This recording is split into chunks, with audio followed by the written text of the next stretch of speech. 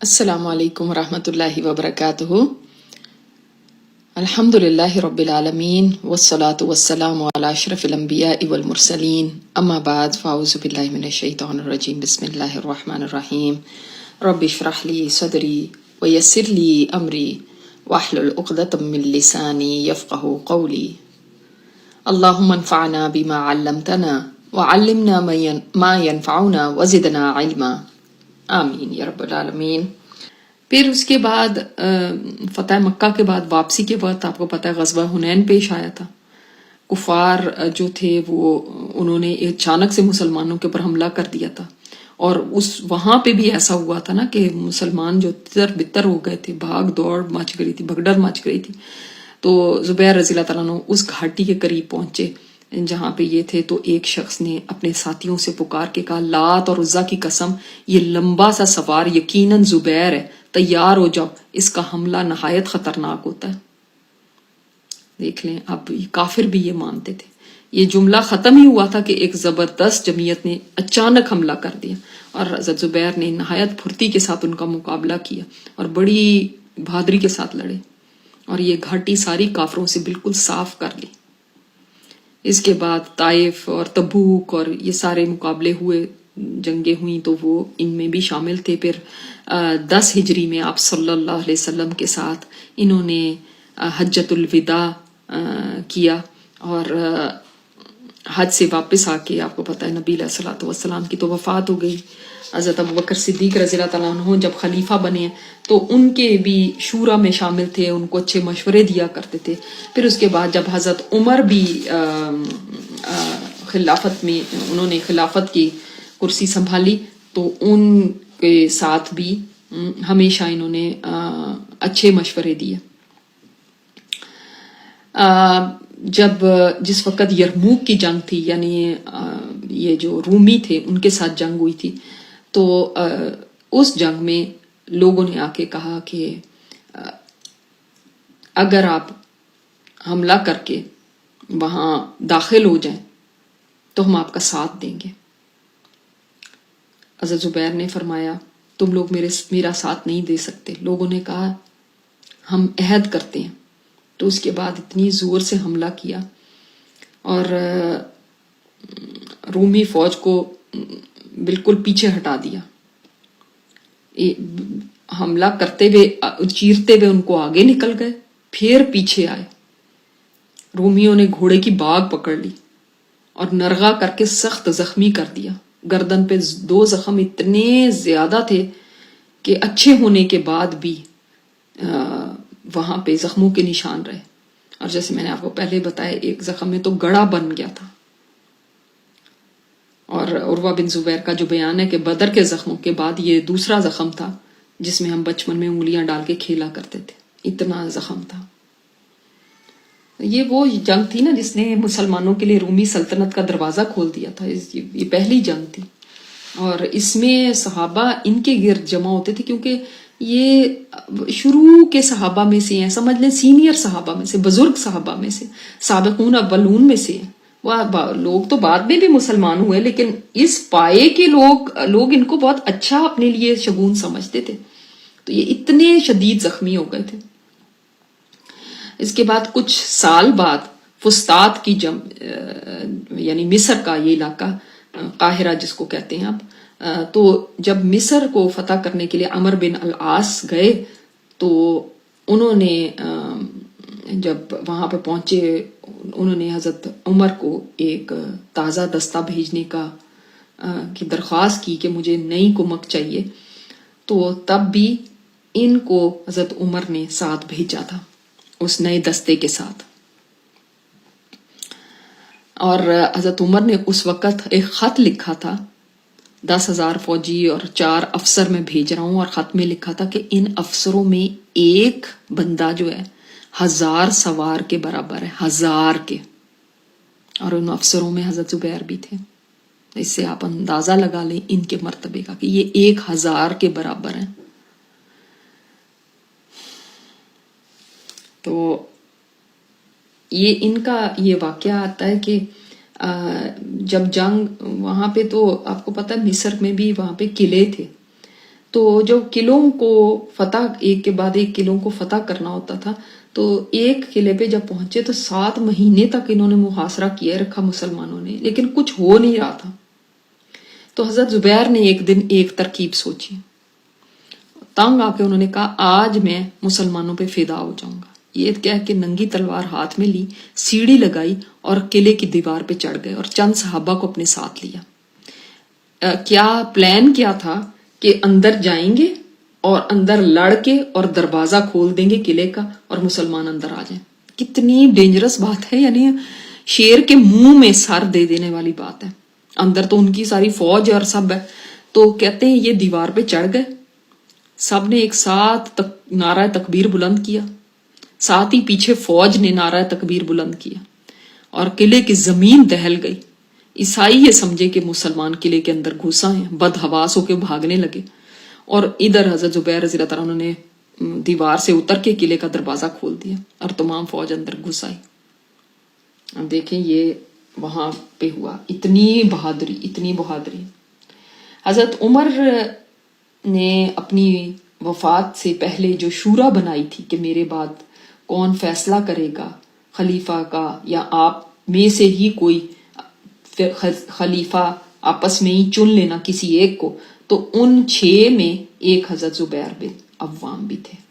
اور انہوں نے اپنی باری یا اپنی نومینیٹ کر دیا اپنی طرف سے حضرت علی کو، اس لیے کہ ان کو نہ حکومتوں میں اور یہ کرسی لینے میں اور بہت عہدوں کا اس طرح شوق نہیں تھا. تو انہوں نے اپنی باری یا اپنی جو اپنے نومینیٹ کرنا تھا، 3 نے 3 کو کیا تھا نا، حضرت طلحہ نے حضرت عثمان کو کیا تھا، حضرت زبیر نے حضرت علی کو کیا تھا. تو آپ دیکھ لیں کہ انہوں نے حضرت علی کو سمجھ لیں کہ اپنی طرف سے نومینیٹ کیا، لیکن اس کے بعد کیا ہوا تھا یہ ابھی ہم دیکھتے ہیں. جنگ جمل میں حضرت علی کے یہاں آمنے سامنے تھے. تو حضرت عثمان کی جب خلافت تھی اس میں آپ کو پتہ ہے کتنی سازشیں ہوئیں، کتنی طرف سے دشمنوں نے سر اٹھائے، لیکن اس وقت یہ نیوٹرل رہے، انہوں نے کسی کا بھی ساتھ نہیں دیا، ان کے کسی کے ساتھ نہیں لگے، کسی سازش کا حصہ نہیں بنے، کسی چیز کے اندر نہیں انہوں نے آگے بڑھے، بلکہ ان کے عہد میں نہایت سکون اور خاموشی کی زندگی بسر کی، نہ کسی مہم میں شریک ہوئے. عمر بھی اس وقت بڑھ چکی تھی، اس لیے بھی ایک بات تھی. لیکن آپ دیکھیں جس وقت فسادیوں نے حضرت عثمان کے گھر کا گھیرا ڈال دیا تھا تو اس وقت حضرت عثمان نے ان کو منع کیا تھا کہ آپ نے تلوار نہیں اٹھانی، وہ نہیں چاہتے تھے، ہم پڑھ چکے ہیں. تو اس وقت انہوں نے حضرت عبداللہ بن زبیر کو، اپنے بیٹے کو، امیر المومنین کی حفاظت پہ مامور کیا. اور جیسے کہ آپ کو پتہ ہے کہ 18 ذی الحجہ کو جمعے کے دن حضرت عثمان کو مفسدوں نے، فسادیوں نے شہید کر دیا تھا. تو حضرت زبیر بھی ان میں شامل تھے جنہوں نے چھپ کے رات کے وقت ان کی نماز جنازہ پڑھی اور ان کو دفنایا تھا. حضرت علی کی خلافت میں پھر مدینہ میں امن و امان تو نہیں قائم تھا، وہی جو سبائی فرقہ تھا جس نے یہ سارا فساد مچایا ہوا تھا، نئے نئے کھیل کھیلتے تھے ہر دن. 4 مہینے تک تو یہ اور حضرت طلحہ یہ سب خاموش بیٹھے رہے، لیکن اس کے بعد جب دیکھا کہ کوئی امن و امان کی صورت ہی نہیں نکل رہی، آخر تھک کے یہ اور حضرت طلحہ حضرت علی کے پاس آئے تھے اور اصلاح کا مطالبہ کیا تھا. تو انہوں نے جواب دیا تھا کہ میں اس سے غافل نہیں ہوں، لیکن ایک ایسی قوم کے ساتھ میں کیا کر سکتا ہوں جس پہ میرا کوئی اختیار نہیں، بلکہ یہ تو خود میرے اوپر حکمران ہے. یہ تفسیر طبری میں ہے. تو اس وقت یہ مایوس ہو کے پھر مکہ کی طرف روانہ ہوئے تھے. آپ کو پتہ ہے وہاں پہ حضرت عائشہ سے جا کے ملے تھے اور مدینہ کا حال بیان کیا تھا، یہ دونوں صحابہ طلحہ اور زبیر رضی اللہ تعالیٰ عنہما. اور پھر ان کے ساتھ بات چیت کے بعد یہ اتفاق ہوا تھا کہ ہم بصرہ کی طرف چلیں گے، اور بنو امیہ بھی ساتھ ہو لیے تھے. اور پھر یہ لوگ 1000 کی جماعت وہاں کے لیے نکلے تھے، اور وہاں پہ آ کے پھر جیسے کہ آپ کو پتہ ہے بہت کچھ ہوا، اور وہاں پہ پھر انہوں نے قبضہ کر لیا تھا. اور پھر حضرت علی بھی اپنی فوج لے کر آ گئے تھے، اور بالآخر جمادی الاخر 36 ہجری میں جمعرات کے دن دونوں فوجیں آمنے سامنے ہو گئی تھیں۔ کیا اس آسمان نے دیکھا وہ دن کہ اس سے پہلے آج تک کسی مسلمان کے خلاف تلوار نہیں نکلی تھی، اور وہ لوگ جو بھائی تھے آج سے پہلے، وہ ایک دوسرے کے آمنے سامنے آ گئے، کیونکہ سازشیوں نے کیا کارنامے دکھائے۔ ایک ہی قبیلے کے کچھ لوگ ایک طرف تھے، کچھ لوگ دوسری طرف تھے۔ تو حضرت علی اس وقت اکیلے گھوڑا آگے بڑھا کے بیچ میدان میں آئے اور حضرت زبیر کو بلا کے فرمایا، اے ابو عبداللہ، تمہیں وہ دن یاد ہے کہ جب میں اور تم دونوں ہاتھوں میں ہاتھ دیے آپ صلی اللہ علیہ وسلم کے سامنے سے گزرے تھے، تو آپ صلی اللہ علیہ وسلم نے تم سے پوچھا تھا کیا تم اسے محبت کرتے ہو؟ تم نے کہا تھا ہاں یا رسول اللہ۔ یاد کرو اس وقت آپ صلی اللہ علیہ وسلم نے فرمایا تھا ایک دن ایسا آئے گا تم اس سے ناحق لڑو گے۔ حضرت زبیر کو اس وقت یاد آ گیا، فرمایا ہاں مجھے یاد آ گیا۔ تو علی رضی اللہ تعالیٰ عنہ نے ایک دفعہ بس یہ بات یاد کروائی، اور یاد آنے کی دیر تھی، واپس پلٹ گئے۔ سوچیں ذرا، واپس پلٹ گئے۔ ام المومنین حضرت عائشہ رضی اللہ تعالیٰ عنہ کے پاس آ کے کہنے لگے میں غلط تھا، علی نے مجھے آپ صلی اللہ علیہ وسلم کا قول یاد دلا دیا۔ عائشہ رضی اللہ تعالیٰ عنہ نے پوچھا پھر اب کیا ارادہ ہے؟ بولے اب میں کنارہ کشی اختیار کرتا ہوں، میں الگ ہوتا ہوں۔ تو ان کے بیٹے نے کہا کہ ہم لوگوں کو آپ درمیان میں چھوڑ کے اور علی رضی اللہ تعالیٰ عنہ کے خوف سے آپ بھاگنا چاہتے ہیں؟ زبیر رضی اللہ تعالیٰ عنہ نے فرمایا میں قسم کھاتا ہوں کہ میں علی سے نہیں لڑوں گا۔ اللہ اکبر۔ عبداللہ رضی اللہ تعالیٰ عنہ نے فرمایا قسم کا کفارہ ممکن ہے، اور اپنے ایک غلام مکھول کو بلا کے آزاد کر دیا کہ دیکھیں میں نے غلام آزاد کر دیا، آپ کی قسم کا کفارہ ادا ہو گیا۔ لیکن یہ حواری رسول ایسے تھے کہ آپ صلی اللہ علیہ وسلم کا فرمان آ گیا نا تو اب ٹس سے مس نہیں ہونا۔ کہنے لگے بیٹے علی نے ایسی بات یاد دلائی ہے کہ تمام جوش ختم ہو گیا، بے شک ہم حق پہ نہیں ہیں، اور تم بھی میرا ساتھ دو۔ تو عبداللہ بن زبیر نے انکار کر دیا، تنہا بصرہ کی طرف چل کھڑے ہوئے تاکہ وہاں سے اپنا اسباب اور سامان لے کر حجاز کی طرف نکل جائیں۔ یہ جنگ جمل کی بات کر رہی ہوں۔ احنف بن قیس نے حضرت زبیر کو جاتے دیکھا تو کہا دیکھو یہ کس وجہ سے واپس جا رہے ہیں، کوئی جا کر خبر لائے۔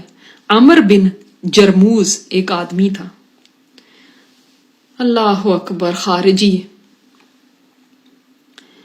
اس نے کہا میں جاتا ہوں، اور ہتھیار سے جا کے گھوڑا دوڑاتے ہوئے حضرت زبیر کے پاس پہنچا۔ وہ اس وقت اپنے غلاموں کو اسباب اور سامان کے ساتھ روانگی کا حکم دے کر اور بصرہ کی آبادی سے دور نکل آئے تھے۔ تو عمر بن جرموز نے قریب پہنچ کے پوچھا ہے ابو عبداللہ آپ نے قوم کو کس حال میں چھوڑا ہے کہ سب باہم ایک دوسرے کا گلا کاٹ رہے ہیں، اور آپ خود کہاں جا رہے ہیں؟ تو فرمانے لگے میں اپنی غلطی پہ متنبع ہو گیا ہوں، مجھے پتہ چل گیا ہے، اس لیے میں اس جھگڑے سے الگ ہوتا ہوں، میں نکل کے کسی طرف جانے کا ارادہ کرتا ہوں۔ ابن جرموز نے کہا چلیے مجھے بھی اس طرف کچھ دور تک جانا ہے تو میں بھی آپ کے ساتھ چلتا ہوں۔ تو دونوں چل کھڑے ہوئے۔ ظہر کی نماز کا وقت آیا تو زبیر رضی اللہ تعالیٰ عنہ نماز پڑھنے کے لیے ٹھہرے۔ ابن جرموز نے کہا میں بھی شریک ہوں گا۔ تو حضرت زبیر نے فرمایا میں تمہیں امان دیتا ہوں، کیا تم بھی میرے ساتھ ایسا ہی سلوک روا رکھو گے؟ یعنی تم بھی مجھے امان دو گے؟ یعنی میں تمہیں نہیں کچھ ضرر پہنچاؤں گا، تم بھی ایسے کرو گے؟ اللہ اکبر۔ اس نے کہا ہاں۔ اس عہد و پیمان کے بعد دونوں اپنے گھوڑے سے اترے اور معبود حقیقی کے سامنے سر جھکانے کو کھڑے ہو گئے۔ زبیر رضی اللہ تعالیٰ عنہ جیسے ہی سجدے میں گئے، وہ قاتل عمر بن جرموز اس نے غداری کر کے تلوار کا وار کیا اور حواری رسول کا سر تن سے جدا کر کے خاک و خون میں تڑپنے کے لیے چھوڑ دیا۔ وہ جنہوں نے اللہ کے کلمہ کی خاطر کبھی اپنی جان کی پرواہ نہیں کی تھی، اور جنہوں نے آپ صلی اللہ علیہ وسلم کے سامنے کتنے مصائب آئے، کتنی مصیبتوں کے پہاڑ ٹوٹے، کبھی پیچھے نہیں ہٹے تھے. وہ آج خود ایک کلمہ گو کی بے رحمی کا شکار ہو گئے. اللہ اکبر.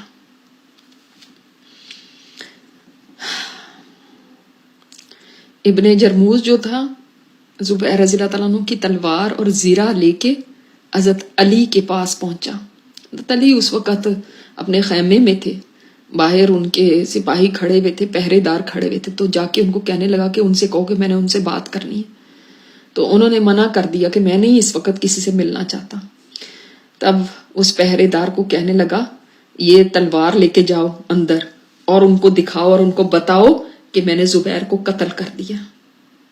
اللہ اکبر. وہ پہرے دار تلوار لے کے اندر گیا، حضرت علی کو جا کے یہ بتایا تو پھوٹ پھوٹ کے رونے لگے. وہ باہر کھڑا ہوا سن رہا ہے، وہ رو رہے ہیں اندر.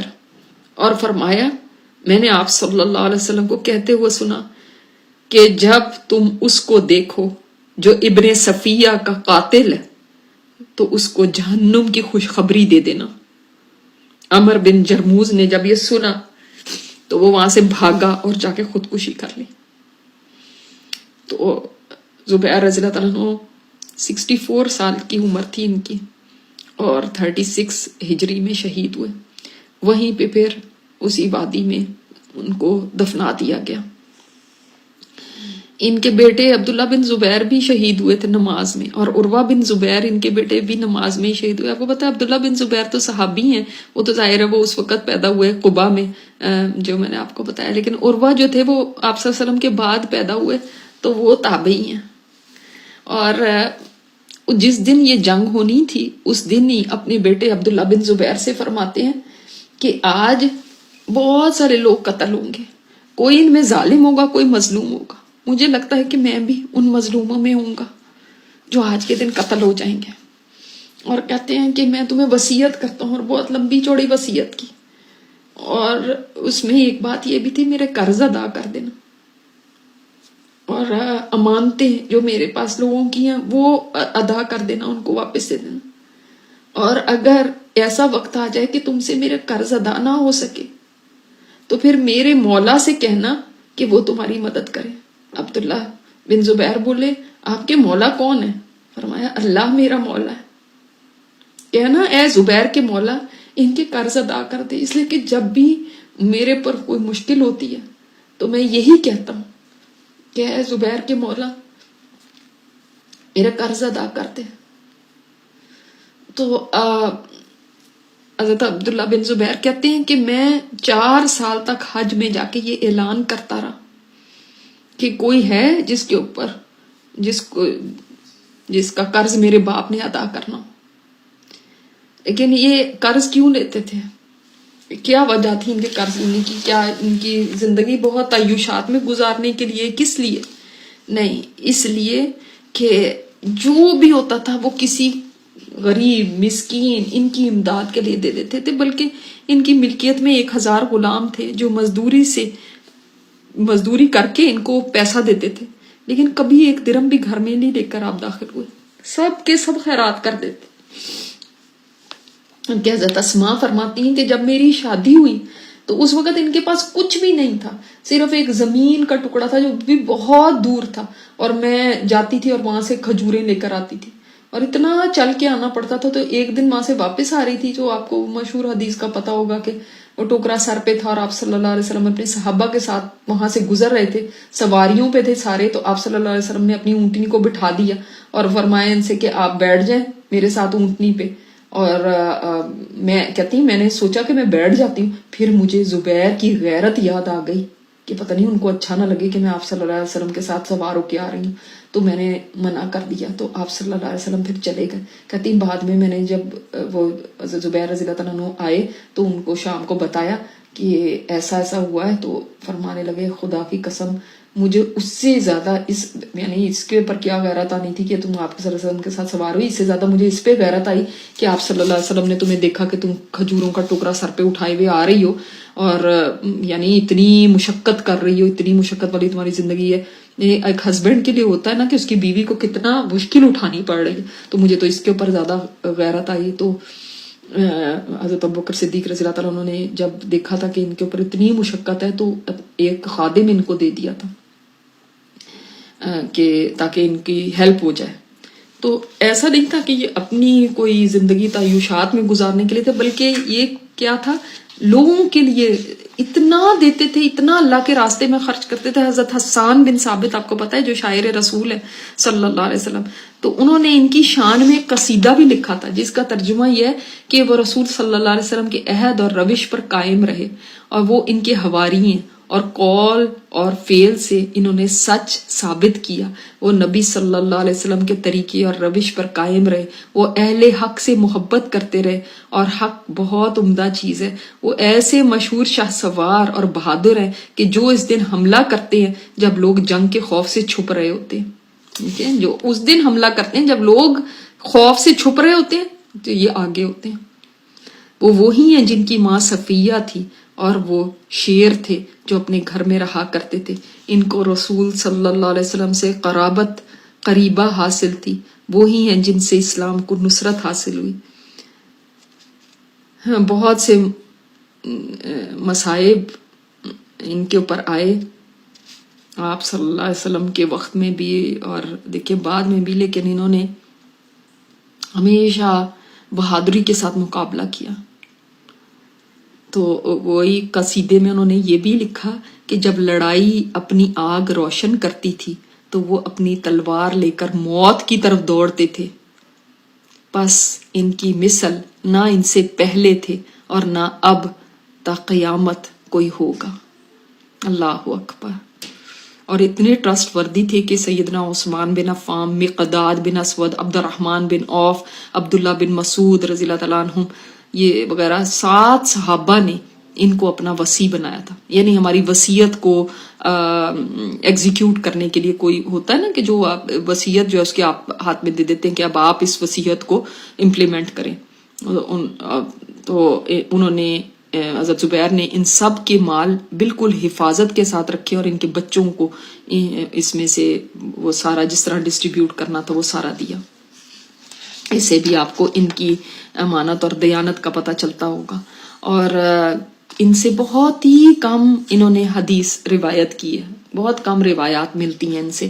کس وجہ سے؟ ان کے بیٹے نے پوچھا کہ آپ دیکھیں کہ اور تو صحابہ اتنی احادیث روایت کرتے ہیں، کوئی مطلب آپ دیکھ لیں حضرت عبداللہ بن عباس ہیں اور دوسرے صحابہ، ان سے کتنی ساری احادیث ملتی ہیں، تو آپ نے اتنی کم کیوں احادیث روایت کی؟ تو آپ صلی اللہ علیہ وسلم حضرت زبیر نے فرمایا کہ میں آپ صلی اللہ علیہ وسلم سے کبھی دور نہیں ہوا. جب سے میں نے اسلام قبول کیا میں ان کے ساتھ ساتھ رہا، میں نے ان کی ایک ایک بات سنی، لیکن جس چیز نے مجھے روک دیا وہ یہ آپ صلی اللہ علیہ وسلم کی بات تھی کہ آپ نے فرمایا اگر کوئی شخص ایسی بات کہے جو میں نے نہ کہی ہو، یعنی میرے سے کوئی ایسی جھوٹ باندھے، میرے سے کوئی روایت جھوٹی بیان کر دے تو وہ اپنا ٹھکانہ آگ میں بنا لے.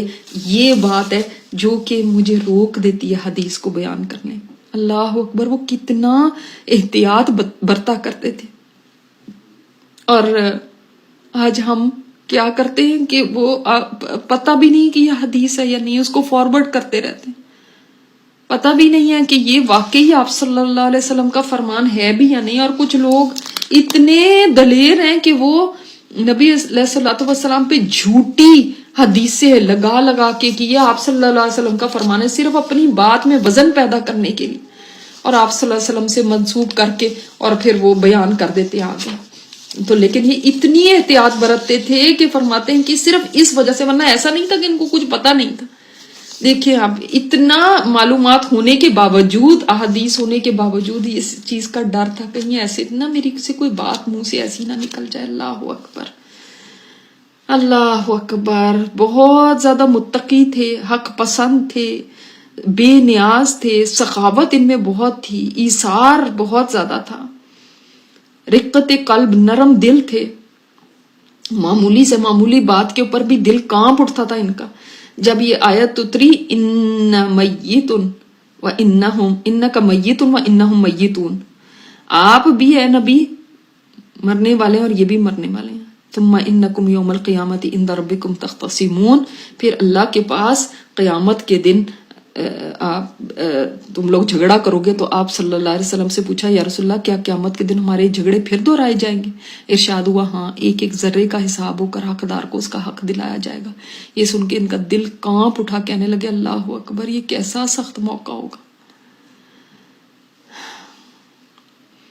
بہت زیادہ آپ صلی اللہ علیہ وسلم کی حدیث کے اوپر عمل کرنے والے تھے. ایک دفعہ اپنے ایک غلام تھا تو اس کے پاس گئے، اس کی دادی ام عطا کے پاس گئے، دیکھا کہ یہاں ایام تشریق کے بعد بھی قربانی کا گوشت ہے رکھا ہوا. کہنے لگے ام عطا، آپ صلی اللہ علیہ وسلم نے مسلمانوں کو 3 دن سے زیادہ قربانی کا گوشت رکھنے سے منع فرمایا.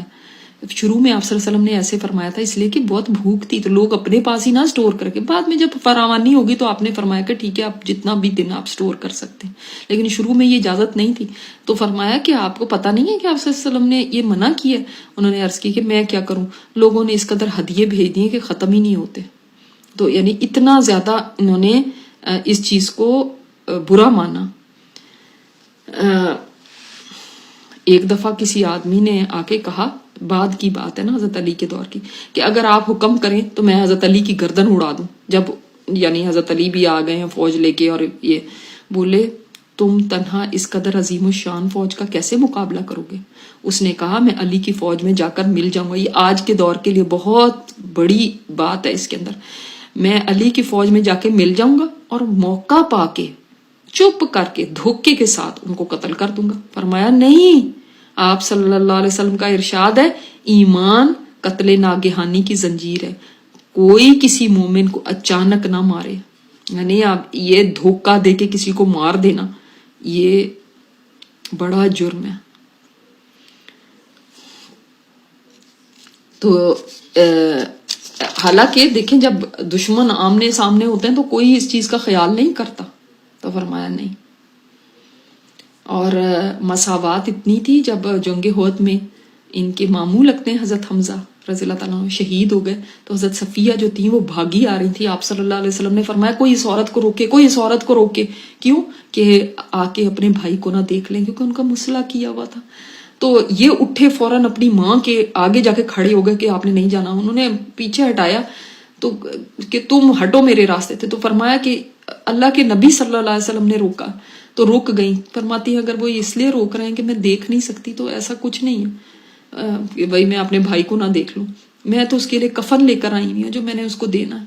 تو لے کر آئی، آپ صلی اللہ علیہ وسلم نے پھر اجازت دے دی، لائی اپنے بھائی کے لیے کفن حضرت حمزہ کے لیے. تو 2 کپڑے لے کر آئی تھی، اور حضرت حمزہ کے لیے نا ٹال بھی تھے وہ. تو پھر دیکھیں کیا انہوں نے کیا کہ ایک انصاری کی بھی لاش ان کے پاس ہی پڑی ہوئی تھی بغیر کفن کے. تو دل نے گوارا نہیں کیا کہ ایک کے لیے 2 کپڑے ہوں اور دوسرا بے کفن رہے. تو دونوں ٹکڑوں کو ناپا، اتفاق سے چھوٹا جو تھا وہ بڑا نکلا، پورا ڈال کے تقسیم کیا کہ اس میں کس طرح کس کو کون سا حصہ دیا جائے. ایک چھوٹا تھا ایک بڑا تھا، کس کو کون سا دے، یہ نہ ہو کہ کچھ ہماری طرف سے کوئی کمی بیشی ہو. اللہ اکبر.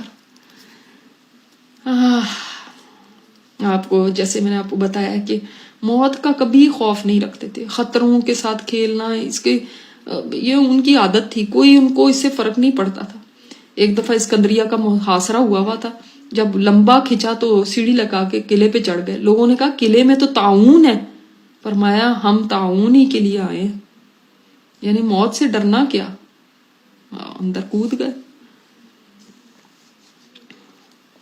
اور ان کی سخاوت کا عالم یہ تھا، میں نے جیسے آپ کو بتایا 1000 ان کے پاس غلام تھے، روزانہ اجرت پہ کام کر کے بہت ساری رقم لاتے تھے، لیکن کبھی ایک پیسہ بھی اپنی ذات یا اپنی گھر والوں پر صرف کرنا پسند نہیں کیا. جو کچھ آتا تھا اسی وقت صدقہ کر دیتے تھے.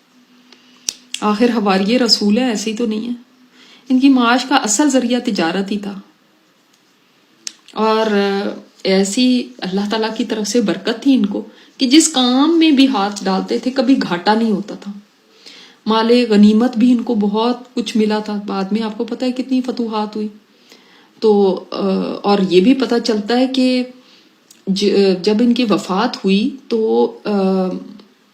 ان کے جو لوگوں نے ان سے قرض لیے ہوئے تھے، جو ان کے پیسے دینے تھے، وہ سب جب لوٹائے لوگوں نے، انہوں نے تو قرض لے کے تو اللہ کے راستے میں دیا تھا نا، لیکن لوگوں نے بھی تو ان سے قرض لیا ہوا تھا. اب وہ جو قرض لیے ہوئے تھے جب انہوں نے لوٹائے تو اس مال کا اندازہ آپ کر سکتے ہیں 5,02,00,000 دینار یہ بنا تھا. اتنا زیادہ مال تھا. تو یہ یعنی لیکن اپنی زندگی میں اس کے اوپر یعنی اتنا پیسہ انہوں نے ایسا نہیں کہ اس کے اوپر عیش کی ہوں. ظاہرہ جب جاتے تھے جنگوں کے اوپر بھی تو وہاں پہ بھی بہت کچھ ملتا ہوتا تھا اس زمانے. اتنے سارا لوگوں کو دیا ہوا تھا، اس کے باوجود کہا جاتا ہے 22 لاکھ کے مقروض تھے.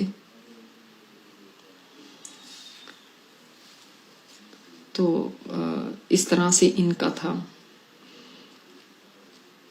یہ بھی ہمیں ان کے بارے میں پتہ چلتا ہے کہ ان کی کثیر اولاد تھی، 20 بچے تھے، 11 بیٹے اور 9 بیٹیاں.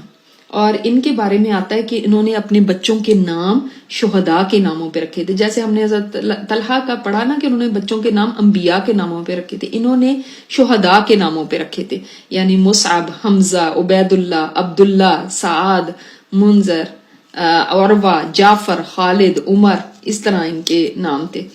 اور یہ پتہ چلتا ہے کہ ایک دفعہ حضرت طلحہ کے ساتھ بیٹھے ہوئے تھے تو انہوں نے کہا کہ آپ نے آپ نے اپنے بیٹوں کے نام شہیدوں کے نام پہ رکھے اور میں نے انبیاء کے نام پہ رکھے. تو زبیر فرماتے ہیں میرے بیٹے تو خواہش کر سکتے ہیں شہادت کی اور شہداء کے مقام پہ پہنچنے کی، لیکن تمہارے بیٹے تو کبھی خواہش نہیں کر سکتے نبی بننے کی. تو ان کے بیٹیوں کے خدیجہ الکبریٰ آتا ہے ایک نام، ام الحسن عائشہ آتا ہے، ام خالد آتا ہے، اور حبیبہ آتا ہے، سودا آتا ہے. اس طرح سے اسی طرح ان کی جو شادیاں تھیں ان کے بارے میں آتا ہے کہ انہوں نے آپ صلی اللہ علیہ وسلم کی وفات کے بعد تو حضرت اسماء کو طلاق دے دی تھی، اور اس کے بعد ان نے مختلف شادیاں کی. ایک ان میں عاتقہ تھیں جن کے ساتھ ان کی شادی ہوئی. عاتقہ کا آپ کو پتہ ہے کہ حضرت عاتقہ کی شادی حضرت عمر سے بھی ہوئی تھی. اس کے بعد بھی ان کی شادی کسی کے ساتھ ہوئی، پھر ان کے ساتھ بھی شادی ہوئی ان کی. تو اس طرح سے ان کی متعدد شادیاں، کہا جاتا ہے 8 عورتوں سے انہوں نے شادی کی، لیکن مشہور زیادہ حضرت اسماء ہی ہیں. ٹھیک ہے. اور باقی ان کے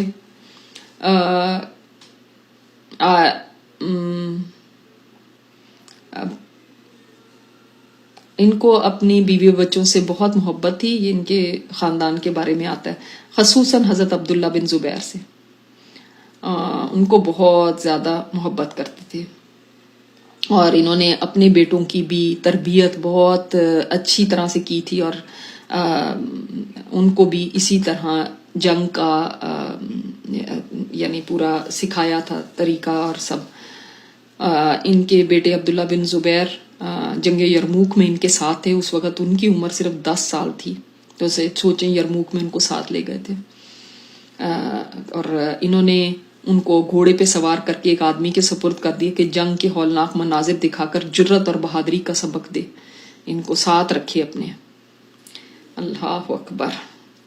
تو یہ پتہ چلتا ہے کہ غذا پرتکلف نہیں ہوتی تھی، لباس عموماً معمولی اور سادہ زیبتن کرتے تھے. البتہ جنگ میں ریشمی کپڑے استعمال کرتے تھے کیونکہ آپ صلی اللہ علیہ وسلم نے خاص طور پہ ان کو اجازت دی تھی.